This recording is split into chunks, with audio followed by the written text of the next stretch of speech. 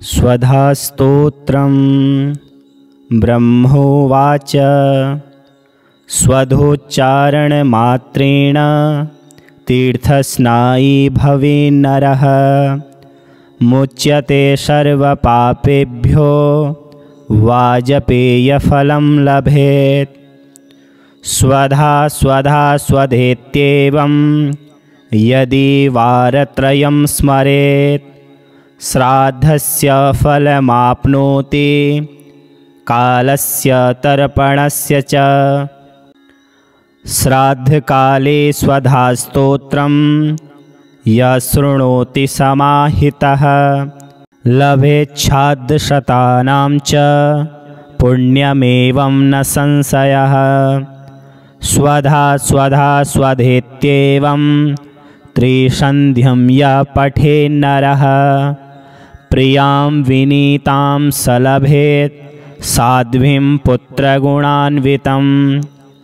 पितॄणां प्राणतुल्यात्वं द्विजजीवनरूपिणी श्राद्धाधिष्ठात्री च श्राद्धादीनां फलप्रदा। बहिर्गच्छन् मन्मनसः पितॄणां तुष्टिहेतवे सम्प्रीतये द्विजातीनां गृहीणां वृद्धिहेतवे। नित्या त्वं नित्यस्वरूपासि गुणरूपासि सुब्रते आविर्भावस्थिरो भावः सृष्टौ च प्रलये तव।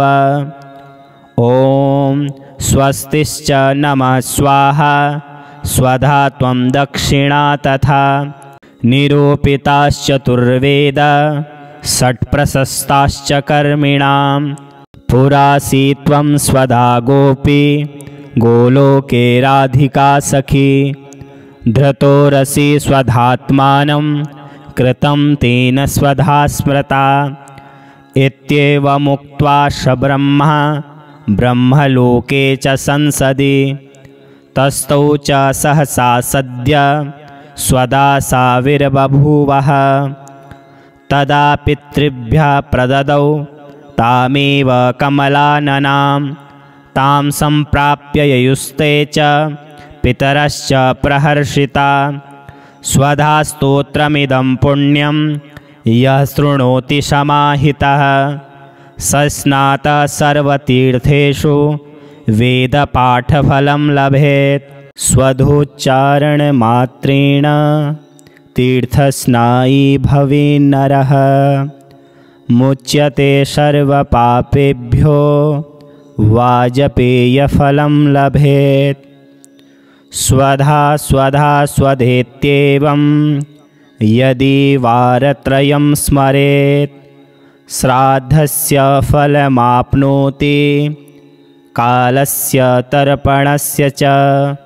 श्राद्धकाले स्वधास्तोत्रं यः शृणोति समाहितः लभेच्छाद्शतानां च पुण्यमेवं न संशयः।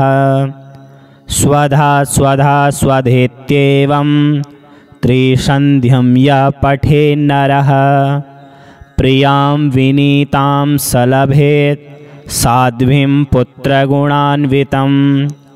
पितॄणां प्राणतुल्यात्वं द्विजजीवनरूपिणी श्राद्धाधिष्ठात्री च श्राद्धादीनां फलप्रदा। बहिर्गच्छन् मन्मनसः पितॄणां तुष्टिहेतवे सम्प्रीतये द्विजातीनां गृहीणां वृद्धिहेतवे। नित्या त्वं नित्यस्वरूपासि गुणरूपासि सुब्रते आविर्भावस्थिरो भावः सृष्टौ च प्रलये तव। ॐ स्वस्तिश्च नमः स्वाहा स्वधा त्वं दक्षिणा तथा निरूपिताश्चतुर्वेद षट्प्रशस्ताश्च कर्मिणां। पुरासि त्वं स्वधा गोपी गोलोके राधिका सखी धृतोरसि स्वधात्मानं कृतं तेन स्वधा स्मृता।